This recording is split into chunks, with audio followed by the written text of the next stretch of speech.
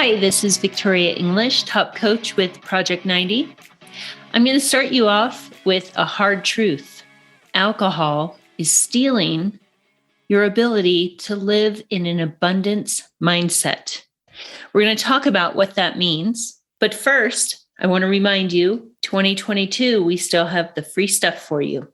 You can go to alcoholfreelifestyle.com/guide. You can get your hands on the Alcohol Freedom Formula written for you by our leader, James Swanwick. If you are a high performer in the home, outside of the home, maybe both, then you're ready to meet with me, Coach V, as they call me. It's time to get long-term power over alcohol. Did you promise yourself a dry January? How'd it go? If you succeeded, that is awesome. If you didn't, congratulations for giving it a shot. Alcohol is a really big habit, and it's not easy to change. It's not one that's meant to be done alone. You can speak to me in person on a 15-minute free call. Simply go to alcoholfreelifestyle.com/schedule, and I'll give you a shout. Let's see if you're ready. I know you're ready. Let's go for it. We have a new YouTube channel. We'd really love your support. Please comment, post, share. We respond to every single comment. Go to alcoholfreelifestyle.com/YT. Okay, let's talk about this. We know alcohol steals our energy, steals our money, creates a lot of drama in our lives. But have you ever thought about your mindset? Well, let's start with the abundance mindset. What is that? Well, I'll tell you what it's not. It's not the scarcity mindset. I'll give you a few examples. The scarcity mindset is one that you say, there will never be enough. There will never be enough money. There will never be enough harmony in my life. There will never be the right relationship. There will never be a good enough career. There will never be. In scarcity, you also compete to stay on top. Now, we're not saying being successful is not something to strive for, but in a scarcity mindset, you may find yourself compromising your values of time, commitment to others, commitment to your health, commitment to teamwork, in an effort to boost yourself and only yourself. You may scramble for validation, for commendments, for titles, for positions, not only because you think you'd be the right fit, but because you need to hear good things about yourself. Maybe because you're not saying such kind things to yourself because of your drinking.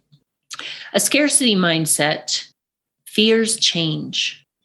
Often, people with a scarcity mindset will hold on to the old times, the good old days, even if they weren't that great.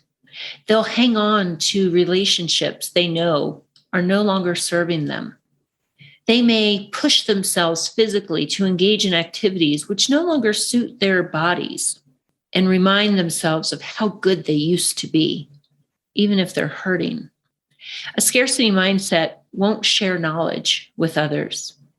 A scarcity mindset likes to stay stuck in their ideas. They tend to be closed-minded. They tend to argue a lot with those who do not share their point of view.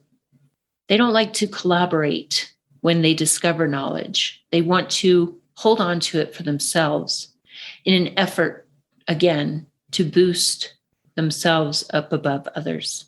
People with a scarcity mindset believe that the pie is shrinking. They believe that opportunities are shrinking. They believe that their ability to achieve satisfying relationships is shrinking. They see their health begin to slip. Small things at first.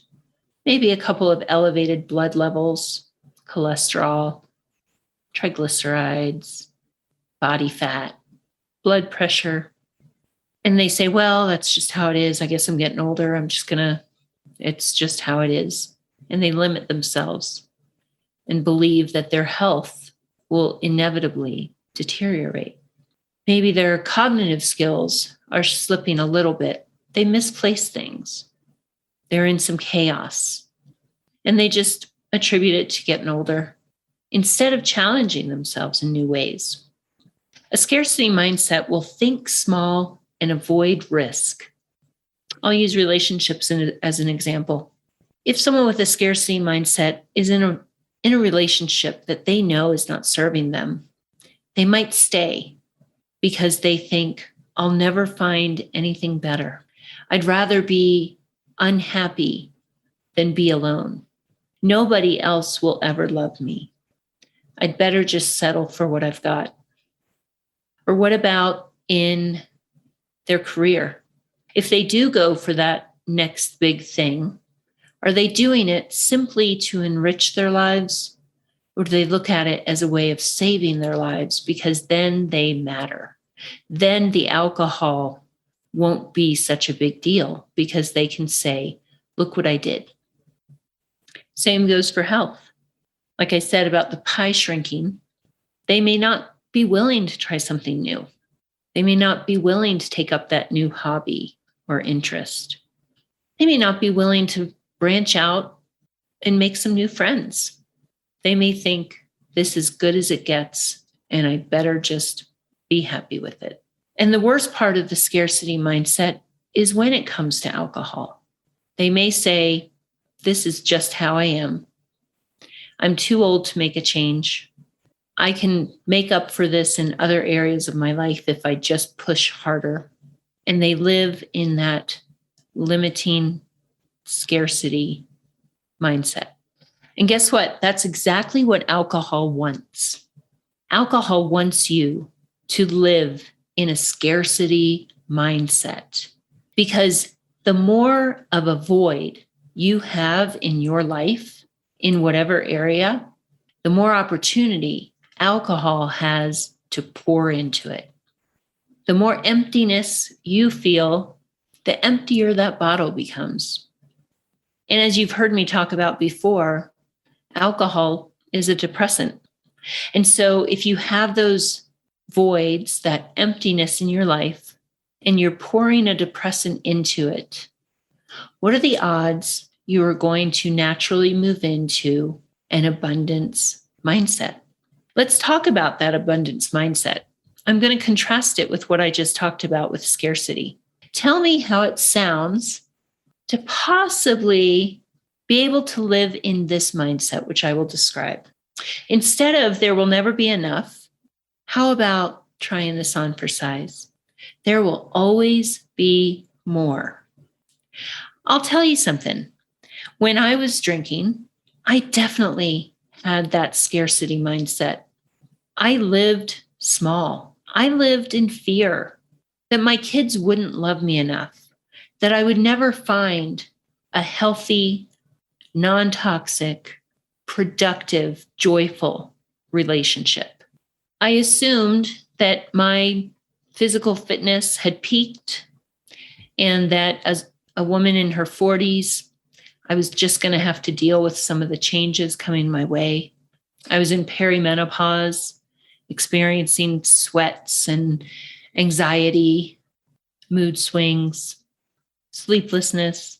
Unfortunately, I was adding alcohol to the mix, which as a vasodilator and vasoconstrictor not only made me look awful, but contributed to all of those things, the sweating, the irritability. Nobody likes that happening. And the depressant, of course, I felt anxious. Now that I'm not drinking, I realize there will always be more. My children do love me enough. And you know why I feel so confident in that? Because I show up as the best version of myself. I'm not perfect, but I'm not drinking. And so however I show up, I'm showing up authentically. And that's enough for kids. They just want to know that mom is real, that she's authentic, that she has the ability to really listen because she's clear-headed. And of course, they want to know that they're loved. And they do. As far as relationships, well, I decided there's 7 billion people on this planet, and maybe there's something else. And there is. You know what I realized? I had to learn to love myself. How do we expect anyone to love or respect us if the person we know best, ourselves, is not being loved and respected from within? Something to think about. When I understood that, it seemed so obvious as to why I was never satisfied. Well, it's because I accepted what I modeled was acceptable because I didn't have that love and respect for myself when I was drinking. The next thing, an abundance mindset says collaboration is the way to stay on top versus competes to stay on top. When you're not living in a life where you know that the one thing you shouldn't be doing is the one thing you're doing that is influencing every other area of your life, whether you want to face it or not, alcohol is impacting every area of your life. It only makes sense that you would want to compete and seek external validation. And if you take some people down or step on some toes, so be it. Collaboration in an abundance mindset is so much more possible when you're not drinking. Because again, like I said in my parenting, you show up authentically, not to mention you're clear-headed and you are so much more productive, and you're able to look at yourself and say, I could improve in this area. I could delegate in this area. And it feels really good to respect yourself, to bring in others, to validate them. And guess what? When you're clear-headed and showing up in the right mindset, people are going to give you that validation. And that always feels good. Here at Alcohol Free Lifestyle, I'm so grateful to work with such a collaborative team. There's James, Sarah, Kevin, all of the folks in the back office who make this engine run smoothly. None of us could do it without each of the other. And the cool thing is, we all know that, and we all boost each other. If somebody is feeling unwell, others step up and take the slack. If somebody is taking a holiday, the others step up. There's never resentment. There's never scrambling to get more. It's true collaboration. And you know what we also do, because we all feel so satisfied and validated from within, we love to boost up one another. We love to say, hey, that was a great call you did. Or I'll get a text from Sarah, hey, Coach V, I loved your last podcast. It's amazing. And then, of course, James is always boosting us up because he knows we help this engine run and he helps our engine run. It's great to be in that collaborative world. And it also makes us so much more creative because I'm not just relying on myself. I'm bringing in other thought leaders and we just feed off of each other. And it's fantastic. The next one is embraces change rather than fears change. I really remember that. Fearing change, fearing moving. We moved from Miami to Denver, all the way across the country. I would have never done that. At the time, I was out of the cycle of drinking, so I was able to. Change becomes exciting, not scary, when we're not drinking. We see possibilities where we saw limits. Instead of staying stuck in a job, we explore other opportunities with confidence because we know we look better, we feel better, we smell better. I don't know if you heard the Alcohol and Aging podcast. Yeah, 10% of what we drink isn't metabolized by our organs. It's metabolized by sweating it out or peeing it out or breathing it out. That's why you can always tell when someone's been drinking the night before, no matter how much gum they chew or how much perfume they wear. Anyway, I digress. But embracing change. If you find that your friend group isn't serving you, you stay friends with them. Obviously, you're still there to support them, but maybe you go find a new hobby. You join a rowing club or, I don't know, a craft club, and you make some new acquaintances. Doesn't mean they have to be your ride or dies, but it's just exploring other mindsets, exploring what other people are like, getting to know new things. Takes me back to that song Glory Days by Bruce Springsteen. We don't want to be that song, do we? The next one is shares knowledge freely. Well, that kind of goes back to what I spoke about with collaboration. When we are drinking, of course, we are quite isolated, and we spend a lot of time in our head. And back to the change part, we're not real open to even learning about new things. We're stuck. But when we are alcohol free, you're clear headed. You get back to what you love. What do you do with all that free time when you're not drinking? Well, often people will go explore new things, new ideas.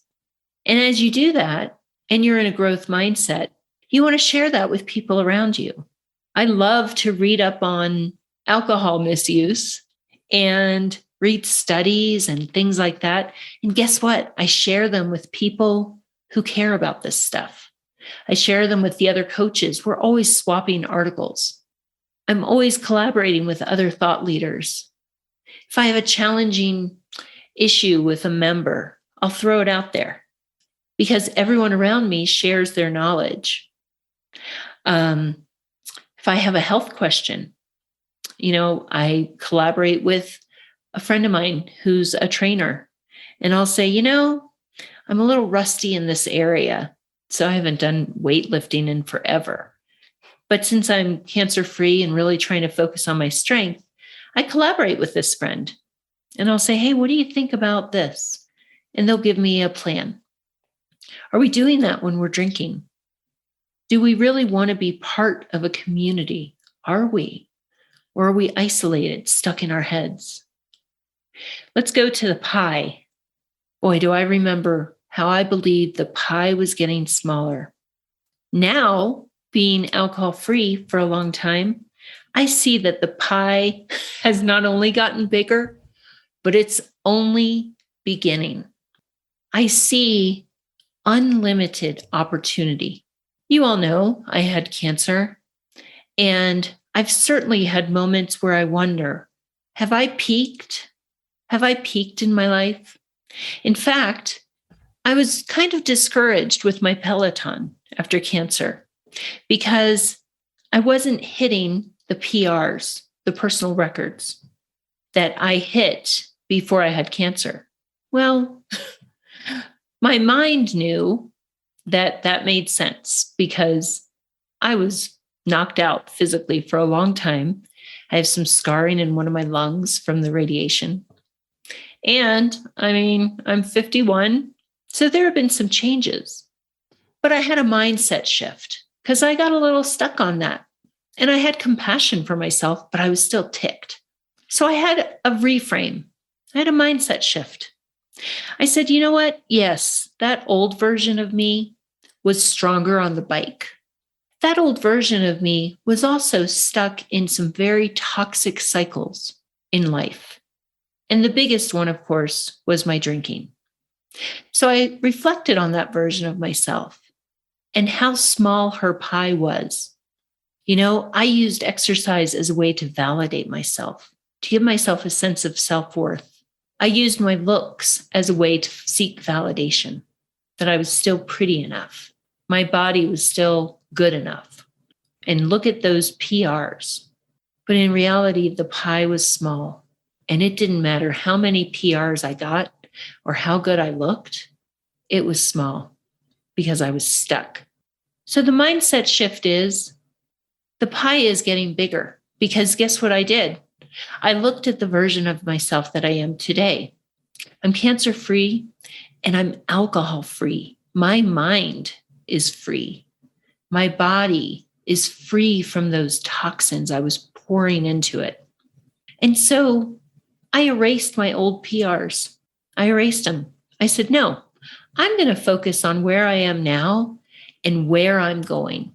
And, I saved those old PRs in a screenshot, but right now I'm focused on the opportunity ahead. And you know what? I'm getting a PR every week. And if you ask me, would I rather be that version of myself stuck in that scarcity? Or would I rather be the version of myself with a lower output, but endless potential? I'd choose this one. And that goes back to the validation. I don't need the validation I needed when I was drinking because I know that I'm enough. Let's talk about the final one. A scarcity mindset thinks small and avoids risk. An abundance mindset thinks big and embraces risk. Well, I did an episode a couple of months ago about how to be happier each morning. And I compared those mornings of waking up with a hangover versus waking up without one. So if you want to move into an abundance mindset, you say, I'm tired of thinking small and I'm going to take some risks. What are your chances of doing that when you wake up with a hangover? Do you wake up with a hangover with that headache, sour stomach, dry mouth, shame, regret, embarrassment? Do you wake up and say, oh, I'm going big today.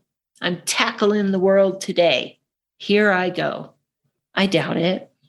Do you jump out of bed ready to go get them? And if you do, if you have that aggressive mindset of success, why? Is it to tell yourself that your drinking isn't that big a problem? Is it so you can buy more things to surround yourself and your family with so that people won't give you a hard time when you get drunk again? It's no way to live. You can't purchase your way out of this.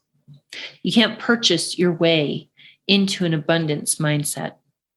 So if you're interested in thinking big, really thinking big, you guys know the importance of the mornings.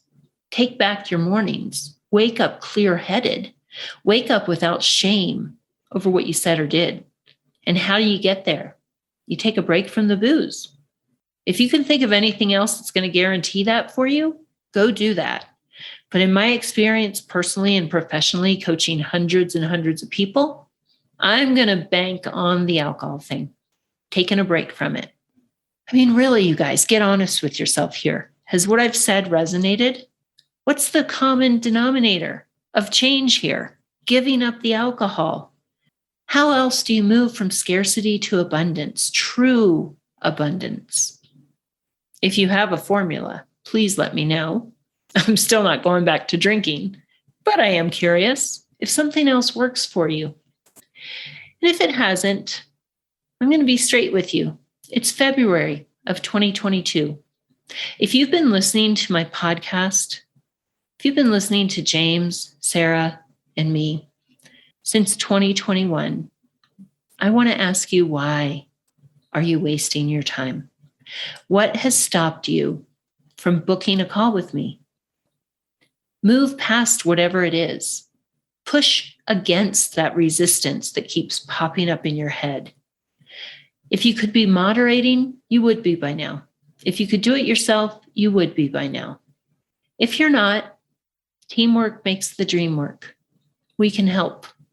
You can go to alcoholfreelifestyle.com/schedule and book that free call with me, Coach V. It'd be a real honor to speak with you. Let's see what we can do. Let's continue rolling into 2022 with a different mindset. Let's move you into abundance. Try it on. Give it a shot. All right, guys, till next time, have a wonderful day and take care. Thank you so much for listening to today's episode. I want to load you up with some free stuff. If you look in the show description, there's a link there to get my guide, which is the Alcohol Freedom Formula Guide. And in that guide, I will walk you through the process and system for successfully reducing or quitting alcohol. It's the same system and process that I give to my clients inside of Project 90. And if you would like to get your hands on that guide, you can click the link in the description part of this episode, or you can go to alcoholfreelifestyle.com/guide.